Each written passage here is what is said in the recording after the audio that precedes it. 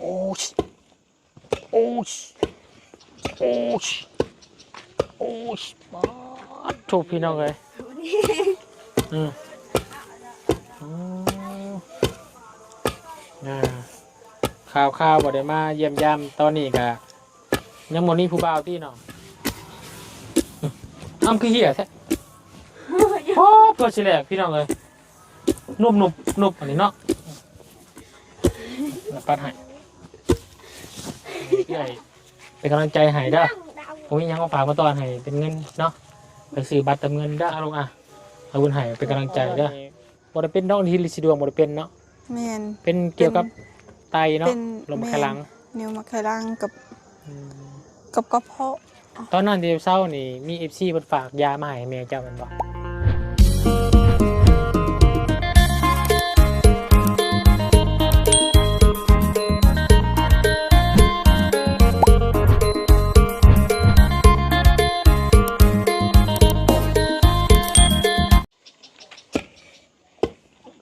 โอ้ยโอ้ยโอ้ยโอ้ยมาถูกพี่น้องเลยตัดภาพออกมาคิดว่าสวยดีเสียงต่ำมาทางใดพี่น้องเลยที่แท้บ่ได้เห็นแล้วเปล่าโดยโอ้ยคิดฮอดแล้วบ่ได้เห็นเนาะโอ้ยคิดฮอดคือกันพี่น้องเลยบ่ได้คอยมาเยี่ยมมาแวะปานใดล่าสุดมาเยี่ยมน้องเพิ่นก็แต่โดนละพี่น้องเลย2 อาทิตย์ขึ้นหลังเนาะมากับคือเก้าน้องเพิ่นนี่บริยุยซื้อตำข้าวตำน้ำฮึบมื้อนี้เพื่อนตามเข้าบ่ได้เพื่อนก็ไปบ่ได้ไปรับจ้างเขาก็ไปสมแห้งช่วงนี้เฮ็ดยังแน่ลูกไปเอาแคมอ๋อ2 คนเจ้านี่โอ้พี่น้องเนาะเหือเนาะน้องทายเนาะเป็นไงมือเป็นไงเจ็บโพงมาเลยเนาะมื้อนี้เอาแคมบ่ได้รถมันตายแล้วบ่วันไปเอาแคมได้ไปเซ็นนึงเขาบ่ได้ตักแห้งฮึบไปฮึบคือนับน้ำบ่อนี่บ่ได้น้ำเมื่อยหายใจออกทางปากเนาะพี่น้องกล่าวทักทายสบายดีพี่น้องบัดสุขุสุคนเด้อมื้อนี้มาเยี่ยมมายามน้องท่ายและน้องไม้พี่น้องเนาะตามเขาให้เห็ดบึกบางแห้งเนาะพัดบานนี่เนาะตามทุกมือมาน้องให้แล้วก่อนอันนี้บ่แคมน้องไปหาน่ะแค่แม่เฮาหมดคายแล้วขายโลเท่าไหร่ก็ซื้อทางไหนเนาะโล 7,000ก็ซื้อโล 7,000โดยแคมแห้งบ่โลแห้งแคมบ่ได้แห้งบ่ขายเท่าไหร่โล 7,000เอาโล 7,000พุเอาไปทำบ้านน้องเจียงว่าแคมเปียกในโล 2,000โอ้ยโอ้บ่ว่าขายตัวแห้งโล 20,000โอ้ตัวแห้งโล 20,000ผัดตัวแห้งอยู่บ้านน้องเมียน้องเจียงน่ะโล 6,000ต่างกันเนาะต่างกันโล 16บ่ฮะโล 6,000โลอยู่บ้านน้อง 16,000บ่เอาตัวเปียกนะ6,000ตัวแห้งนะ16,00016นะ16 17แต่เดี๋ยวนี้นะแพงอยู่นี่แพงเนาะโดยไม่แล้วอยู่นี่มันหายากบ่เนาะมันก็ยากครับเกี่ยวเลยจุ๊บโดนแล้วบดมาหาเนาะแม่โดนแล้วพี่น้องเลยฮึบคอยแห้งดีขนาดพี่น้องเลยแห้งดีขนาดน้องทายน้องไม้คนนี้ฮึบ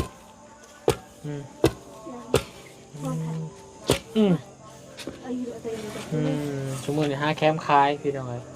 ไปหาไก่บ่ทางน้องหาประมาณอยู่ในไทยเท่านั้นแหละน้องอ้อยเด็กก็ไปบ่น้องอ้อยบ่เคยเห็นเขาบ่เคยไปอยู่บ่ได้มาเลยน้องอ้อยมื้อหน้าอ้ายไปหาอยู่เฮือนกับ บ่เห็น เขาบ่เคยเขาบ่ได้เรียนอยู่เฮือนทางเขาบ่ได้เรียนอยู่นั้นมันตาการมีแต่เฮ็ดเวียก อืม ส่วนเขาเฮ็ดเวียกคือการ ต่างคนต่างเฮ็ดเวียกเนาะ โดย อืม แต่เขามือนั่นเขามือประมาณวันพุธนั่นเขามือแต่คืนในตู้เขา อืม อยู่กับตะเฮือนํจะชงแพงในตู้ โดยอืมอ่า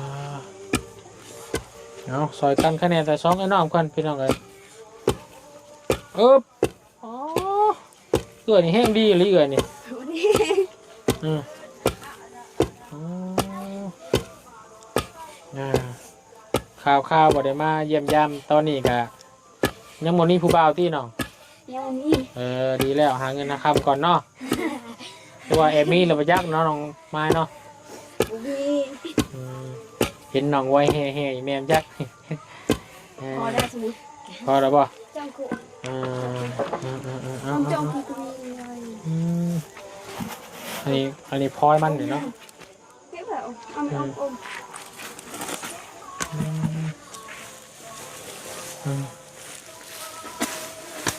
เอ๊บ ไม่ได้ดีเจอวันที่แล้วแหละ เก่งอะไรไปตู้ไปตี้กับนอนอยู่น้ำกันเนาะนอนอยู่ลุมมิเก่านอนร้านเนาะ แต่เขา เอาพี่น้องกันเนาะแห่งกับน้องมื่อนี้ครับมาพาทางลุงจันทร์เนาะมานำกันพี่น้องมามอบของเนาะให้กับน้องน้ำเพิ่นพี่น้องมีทั้งผู้ใหญ่ใจดีเพิ่นฝากเครื่องมาให้พี่น้องวุ่นกับมากับบทบ่มีหยังมาฝากมาต้อนมาได้พี่น้องเนาะโอ้ย เขาก็ดีใจแล้ว บ่ โดนกินหอดโดนแล้วได้เห็นนะ อ เรามาเมื่อนี้ก็รออีก ห่านพี่น้องเลยขักกว่านี่เนาะ โอ้ย่องกันรีรอนี่เนาะ เห็นรอนี่ว่ามาเมื่อนี้ บ่โอ้ยพี่น้องเลยเนาะเอาคาย่องกะสิตั้มข้าวซอยใส่พี่น้องเลยเนาะจะได้จักหน่อยเดี๋ยวตั้มข้าวซอยก่อนไปโมเหียบ่เอาตัวนี้เอาทางใดลงก่อนทางหน่อยลงก่อนป่ะอ้ำคือเหียแท้โอ้ตัวสิแหลกพี่น้องเลยนุบอันนี้เนาะ เราแห้งเลยต่ โอ้บ่สู้น้องบ่ได้ครับ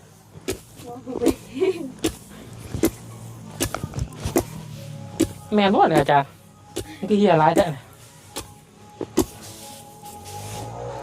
ต้องแอวนอนบ่ เดี๋ยวออนก็ได้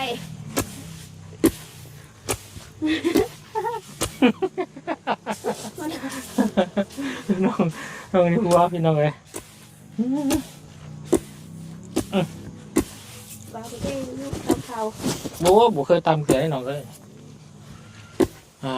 แต่ข้าวแต่พ่อแต่แม่เฮาตะกี้ก็ตำอยู่แต่ว่าเฮาเกิดมาน่ะมีองซีเลยพี่น้องเลยเนาะมีองซีแต่ดึกดำบรรพ์เนาะท่านก็เล็กหน่อยแต่วนกันใหญ่ขึ้นมาเนี่ยเฮ็ดองซีแล้ว แต่ว่ารุ่นพ่อรุ่นแม่เฮาตอนวนเกิดมาเนี่ยมันตำอยู่ซับหัวกันซะเนาะพี่น้องเลยตำเก๊กก็ใช่ตำหัวซะเนาะลงมาแล้ว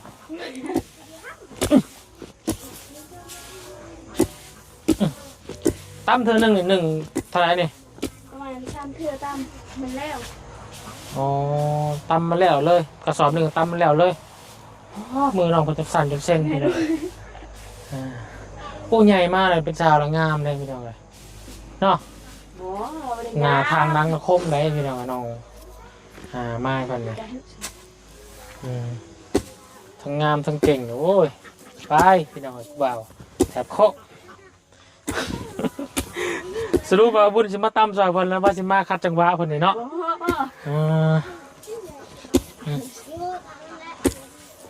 อู้เฮียร้านแท้เนาะ ได้ใส่เต็ม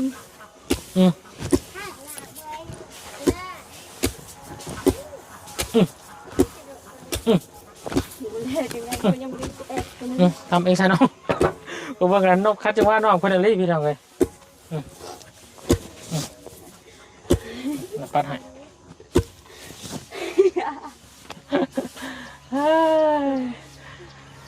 เบิ้งพี่น้องเลยผมมียังมาฝากมีจะให้กำลังใจน้องเพิ่นพี่น้องเลยโอ้ยเบิ้งเงินกับ บ่ค่อยมีไปไหนน้องในส่วนใหญ่ก็เนาะถ้าให้เอื้อย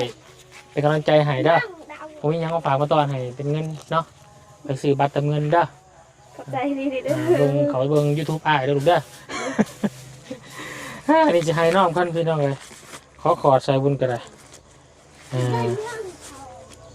จะให้น้องไม้ลูกเอาบุญให้เป็นกำลังใจเด้อผมมีสิ่งทั้งชื่อว่าฝากตอนซ้ำเนาะเดะดุเก่งร้ายพี่น้องเลยเนาะน้องคนเนี่ยตลอดเลยแล้วก็สิเขาไปเยี่ยมน้องน้ำก้อนบาทในพี่น้องเลยเนาะน้องน้ำเพิ่นFC กับคอมเมนต์มาลายอยู่พี่น้องเลยเขาเยี่ยมน้องน้ำน้องท่าน้องไม้เด้อเนาะเอาจันไปหาน้องน้ำก่อนเด้อสบายดีไปเด้อน้องทายเด้อทางไฟเด้อแต่ว่าทางแต่ว่ามื้อหน้าเขาเอาให้ผักกาดโอ้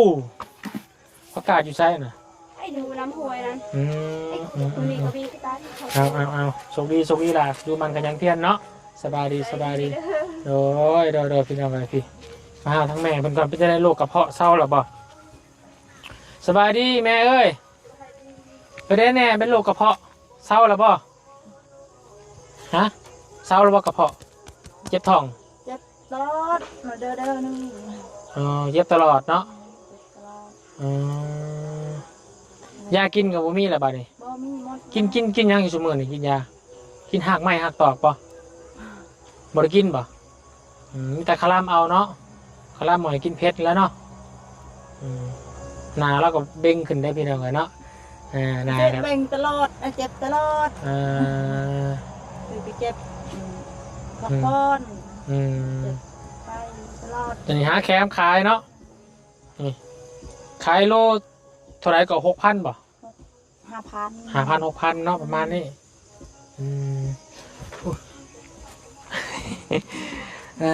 เอาสู้ๆเด้อน้ำลดแล้วติดน้ำแน่บาทเลยโอ้มันพักหญ้าเนาะพี่น้องเลยเนาะนี่ปลูกพักปลูกหญ้าพี่น้องเลยเนาะนี่กับน้องป้าน้องน้ำเพิ่นพี่น้องเลยไปพี่น้องเลยเดี๋ยวไปเยี่ยมไปยามทางน้องน้ำก่อนพี่น้องเลยเนาะไป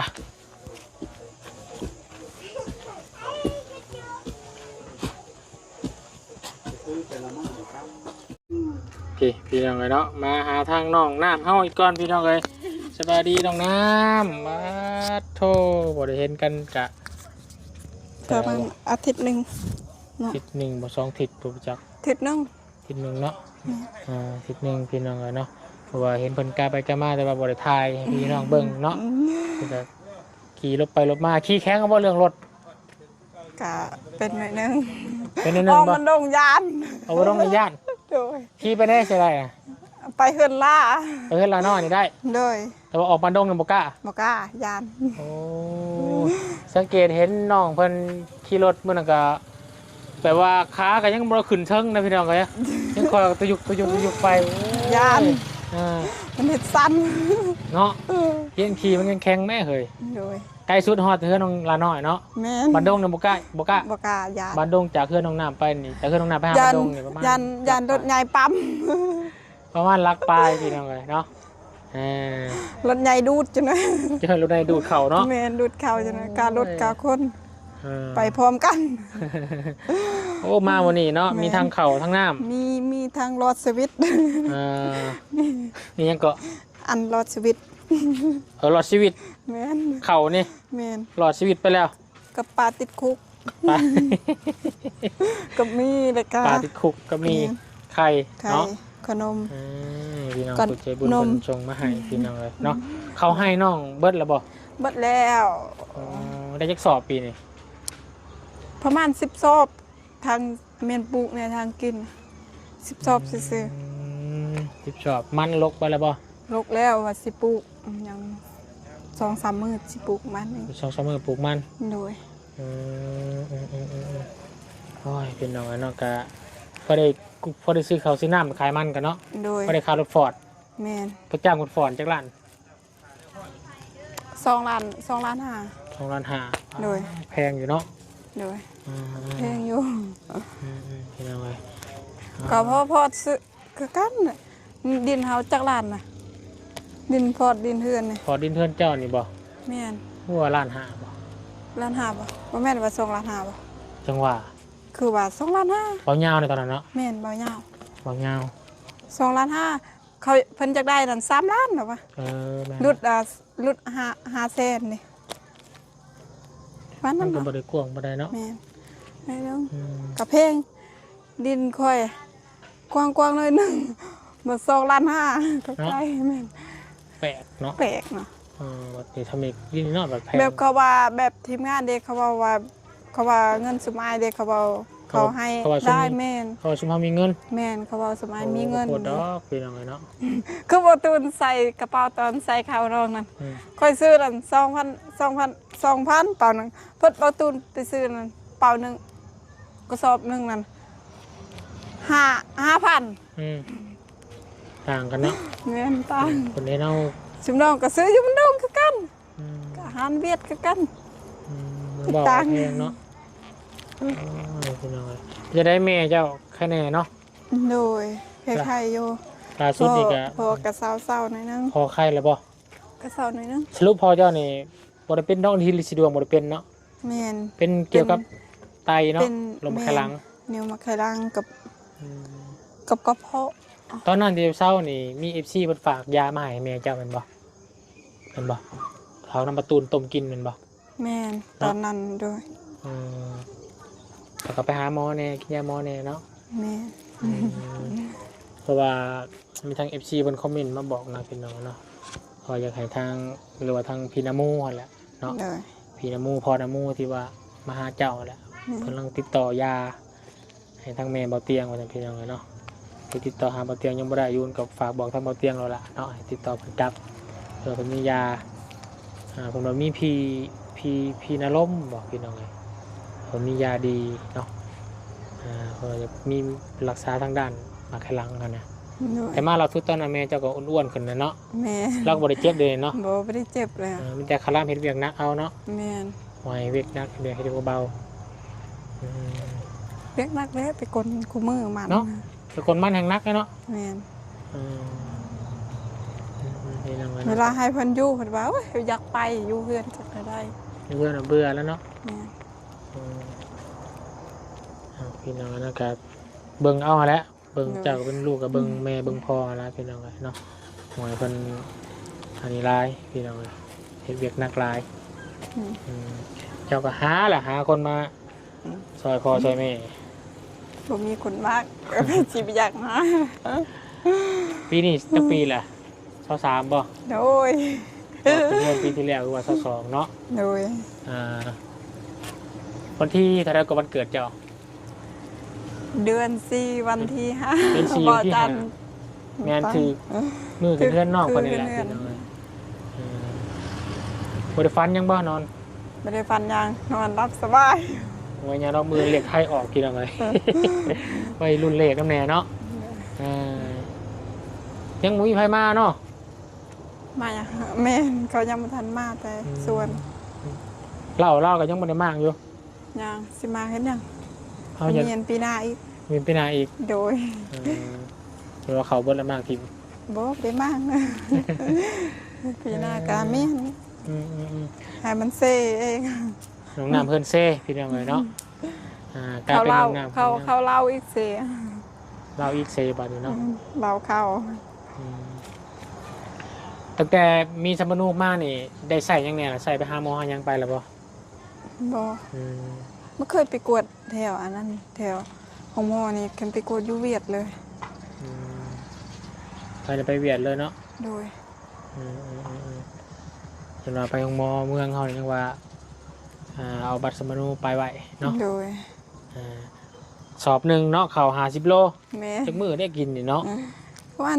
7 มื้อ8 มื้อประมาณนั้นแหละหมดไป 7 มื้อสอบหนึ่ง3 7 11 3 4 28เดือนหนึ่ง4 กระสอบ แม่นประมาณนั้นน่ะคนลา เปลืองอยู่เลยเนาะ เปลือง มาเดือนหนึ่ง ยมรับว่าเปลือง 4 กระสอบเนาะ4 กระสอบรายหนึ่งกระสอบ700,000 7 4 28 2,800,000ต่อเดือนเนาะ คล้ายๆนะเดี๋ยวนี้น้องมดใหญ่แล้วแบบเขาไปหาดี เห็นว่าต่างคนต่างไปหาเนาะ แม่นตะกี้ดันเขายังน้อยๆ3 คนคอยกับแม่คอยคอย เจ้านะเลี้ยงอยู่เนาะ แม่น เลี้ยงน้องใหญ่เบิดเรากับพี่น้องเลยซอย ไปหับจางไปซื้อแต่เขากิน นี่น้องก็ใหญ่ขึ้นแล้วเนาะ แม่น เป็นซอยเรือตัวเองได้แล้วก็สบายขึ้นเจ้าก็เนาะ โดย ขี่มีเจ้าแล้วสมัยละอ่อนพอนึงแล้วเนาะเอาน้องเนาะ โดย อืม เดี๋ยวนี้ไปใส่กับสบายเขาหมดใหญ่ เขาใหญ่เบิดแล้วพี่น้องเลยนี่แหละดีแล้วฉะนั้นเจ้าก็ตอนนี้ยังสบายอยู่น้องน้ำเนาะ โดย บาดผลแล้วผลได้พัวไปแล้วบาดนี่พอบ่ได้เนาะเถื่อได้พัวรวยเนาะ จักสิมีบ่พูดรวยนั่น ว่าได้พัวรวยได้พี่น้องเลย คำสนาเทิงจักได้เลย ไปสิมากคนรวยเขาบ่มากดอก เขาก็ได้วาสนาบ่คือกันบางเทื่อได้ผู้บ่าวต่างประเทศก็มีนะ เมื่อยเด้ เอาบ่ได้พี่น้องอย่าลืมกันได้ไปอยู่ต่างประเทศกันเนาะ โดยสิบอกบ่ลืมดอกยันแต่บ่มีนั่นยันเท่าอ่ะ มีแต่ศึกษาเบิ่งนี่แหละพี่น้องกันเนาะน้ำกัน โดย เป็นสาวแล้วพี่น้องให้ศึกษาแล้วก็ดูแลตัวเองแล้วก็เบิ่งที่ว่าเฮาพอได้สิมาจีบมาหยังเฮาก็เบิ่งพิจารณาเบิ่งให้ดีนั่นแหละเนาะ โดย เพราะว่าการตัดสินใจมีครอบครัวแต่งงานนี่ก็โอ้ยเนาะต้องใส่ มีภาระหลาย มีภาระหลายแล้วก็อยู่ร่วมกันตลอดชีวิตแล้วก็ดีอย่างหนึงกับคนมาซอยหาเงินเนาะแล้วก็มาดูแลเจ้าแล้วพี่น้องดูแลน้องน้ำเนาะเขาจะได้กันแล้วแต่แล้วก็ให้สู้ๆการใช้ชีวิตเด้อ โดย วันนี้กระบุญกันมาเยี่ยมบ่มีหยังไรพี่น้องมาเยี่ยมมายามน้องท่าน้องไม้กับ